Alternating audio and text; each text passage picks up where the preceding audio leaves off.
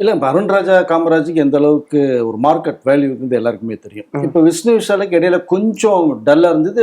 கட்டா குஸ்தி 2 வந்து வேற லெவலில் கொண்டு நிப்பாட்டிச்சு அவரு.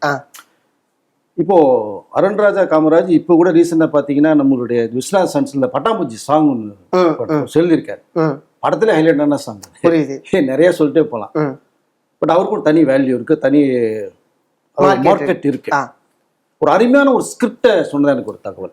விஷ்ணு விஷால் அவர்கள்ட்ட ஒரு பாக்ஸர் சம்பந்தப்பட்ட ஒரு ஸ்கிரிப்ட் விஷ்ணு விஷால் அவங்க கேட்டுட்டு ரொம்ப அருமையா இருக்கு, இதை நம்ம பண்ணிடுவோம் அப்படின்னு சொல்லி வேற ஏதாவது கமிட் வச்சிருக்கீங்களா என்னன்னு கேட்கும்போது அருண்ராஜா காமராஜ் அவர்கள் வந்து இல்லைங்க, நான் அடுத்த படம் பண்ணணும், இது ஸ்கிரிப்ட். ஏன்னா அந்த ஸ்கிரிப்டை வந்து உண்மையான பாக்ஸர்கிட்ட உட்காந்து அனலைஸ் பண்ணி அதை ஆராய்ச்சி பண்ணி அதுக்காகவே மெனக்கிட்ட ஸ்கிரிப்டை உருவாக்கியிருக்காரு. ஒரு சார்பேட்டா பூலோகம் மாதிரி அதை விட பிரமாதமா இருக்கு மேட்ரு.